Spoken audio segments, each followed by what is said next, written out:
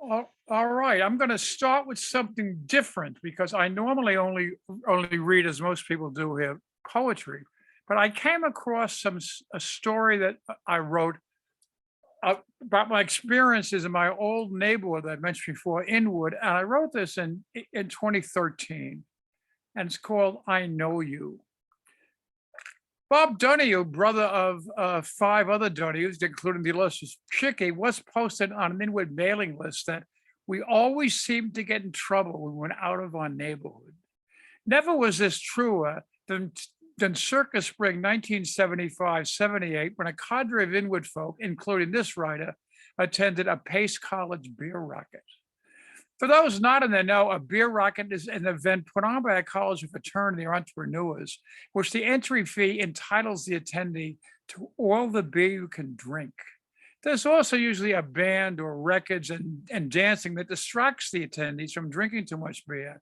And in the case of many rockets, including Pace, it was assumed that the attendees would primarily include groups such as Jews and Italians, not known for their beer consumption. The racket, therefore, would turn out to be a profitable event for the sponsors. Further, in the case of Pace, it was assumed that the attendees would be primarily Pace students. Unfortunately for Pace, this was not the case for this event. Any racket I ever attended with a number of Inwood people always resulted in one of the sponsors making the comment, "Gee, you guys drink a lot of beer." At one City College racket, the memory, one of the sponsors announced much earlier that the racket was projected to end. They were out of beer. It was immediately suggested they should send out for more, as the announcement said, "All you can drink."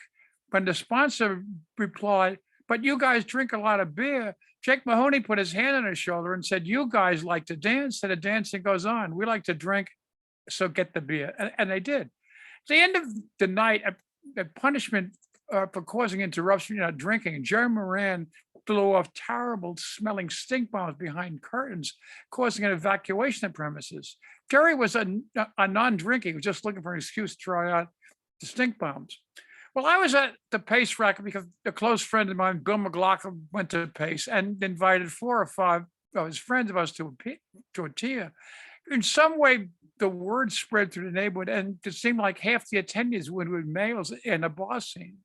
As per the norm, the beer consumption was greatly disproportionate between Inwoodites and the Paces, and the sponsor began to get nervous at the consumption, so they slowed down the dispensing of the pitchers.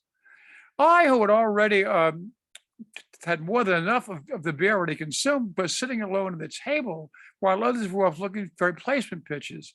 Bored, I attempted a trick that I'd seen on television, where someone had pulled a tablecloth off a table full of glasses without disturbing the glasses. Needless to say, it didn't work out, and there were glasses, some broken all over the place.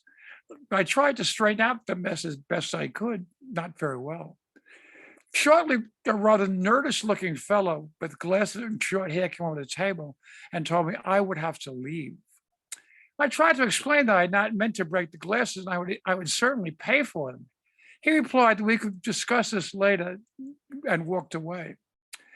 A short time later, 2 big fellas my age arrived to tell me that I had to go and were ready to drag me out. I said, "Wait a minute." The other guy said that we would discuss it. I saw the other fellow, the nerdy guy, went to the table closer to the door and walked over with the big guys in tow. When I got there, he said, "I told you you'd have to leave." I replied, "Then you said we'd discuss it." Probably emboldened by the local muscle, he said, in what seemed to be a rather condescending tone, "I don't have to discuss anything with the likes of you. You just leave." Taking umbrage at his words and tone, I did what any semi-drunken son of Inwood might do when talked down by a pompous ass. I took a swing at him. Thankfully, Mike Passarello, later a partner with Price Woodhouse, grabbed my arm and ushered me through the door. When I got to the door, the basketball buddy, the late Peter Buddy Kelly, was standing by the curb with 2 girls looking for a cab. He asked me to share one with him and mentioned they would drop the girls off first. I didn't think he told me the girls lived in Queens, a long way out of the way. I slept most of the way finally awakening just in time to lay out about $25 for his magical tour. There was a very expensive beer racket. I did actually have the worst time home. The Inwood attendee walked over the subway tracks just in time. There's an A train bailing down on them. He rolled over in the middle of the tracks and the two cars passed over him. He was surprisingly unhurt and lived on to become a successful Wall Street tax attorney, but that's another story. The following week, Bill McLaughlin, who I don't think actually attended the racket, called me to tell me that the nerdy looking guy I tried to hit was actually the dean of the college. And he was fearful that he might be identified with me. Thankfully, he would not, but he went on to complete both a bachelor's and a master's at Pace. Fast forward 4 years, I'm in a conference room at a Brooklyn Army terminal waiting to meet the commanding general of the United States Army Terminal Command Atlantic. I'm with 3 other young men, all recruits of a highly competitive selection for a pilot Department of the Army executive training program. We were told they had screened a few thousand resumes and interviewed 200 people to select the 4 of us. True or not, that made us feel special. And I was trying to protect a highly professional image. As we're making small talk about our neighborhoods, Tom McDonald, another guy, and a friend for years to come, looked at me and said, "I know you. You're the guy who took the swing at the dean of my college." Poof, my whole image gone. In spite of that, I began a 50-year successful career as a technologist that day. So, and the other story, the cast of characters included the future part with Price Waterhouse and me, the future officer of 3 Wall Street firms, my own consulting firm. We might have been all slightly mad, but we weren't stupid. Thank you for putting up with my story. And if I don't have any time left, I will end. If not, I will read a poem. David? Go Do I have right any- ahead, my friend. Okay. Yes. Lone Star Justice. Let's see if I got this right.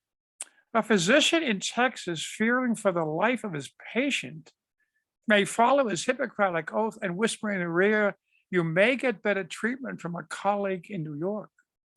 He would then be liable to life imprisonment, and the fellow who turns him into the authorities, perhaps even the male who made the patient pregnant, would be eligible for a $10,000 bounty.